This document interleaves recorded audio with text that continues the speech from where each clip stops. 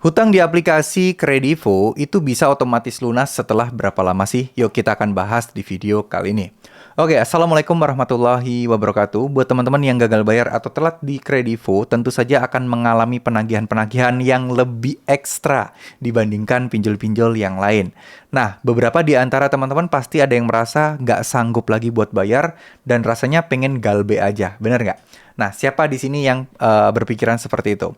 Nah, terus terang ini juga nggak kalian doang yang berpikir seperti itu karena banyak banget nasabah Kredivo yang memang pengen galbe aja gitu loh. Karena memang uangnya nggak ada, penagihannya juga kacau, dan bunga dan dendanya itu sangat memberatkan sekali. Jadi banyak yang merasa kayak, wah nggak sanggup lagi nih. Nah, kira-kira kalau orang udah pasrah kayak gitu, apakah suatu saat nanti utangnya bisa lunas?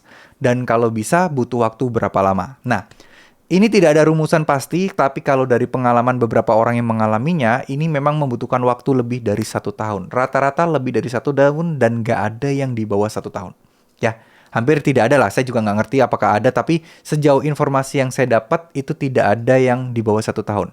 Rata-rata 1 tahun 7 bulan, 1 tahun 8 bulan, dan bahkan mungkin 2 tahun. Nah, paling cepat yang saya ketahui itu yang 1 tahun lebih 2 bulan. Itu yang paling cepat, yaitu utangnya tiba-tiba lunas aja. Cuman nggak semua orang mendapatkan fasilitas itu.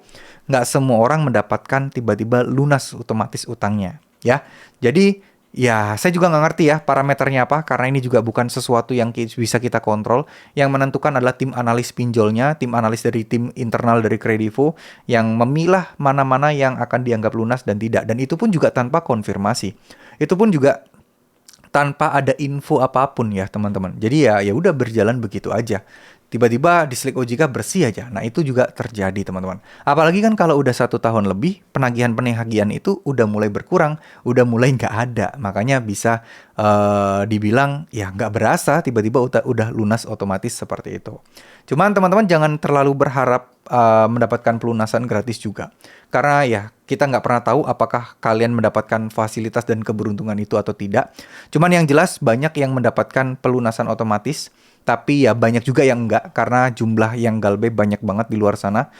Karena apa sih Kredivo melakukan seperti ini dan apakah ini masuk akal atau tidak? Jawaban saya masuk akal karena memang banyak yang mendapatkannya. Banyak yang terjadi. Ya karena ya mungkin kita tahulah.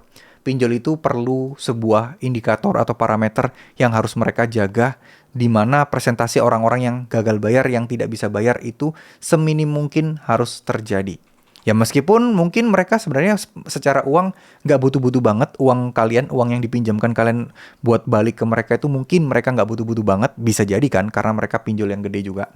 Tapi mereka butuh yang namanya datanya bersih gitu loh. Semakin banyak yang galbay, semakin jelek kinerjanya dianggap oleh OJK. Dan semakin membahayakan izin mereka. Ya, jadi mungkin segitu dulu apa yang bisa saya sampaikan. Intinya sih nggak usah terlalu takut, nggak usah terlalu panik. Masalah gagal bayar itu banyak di luar sana. Yang penting teman-teman fokus dengan kehidupan kalian, pekerjaan kalian. Usahakan untuk selalu mencari penghasilan tambahan.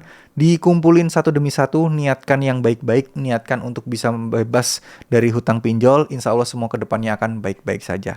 Terima kasih. Wassalamualaikum warahmatullahi wabarakatuh.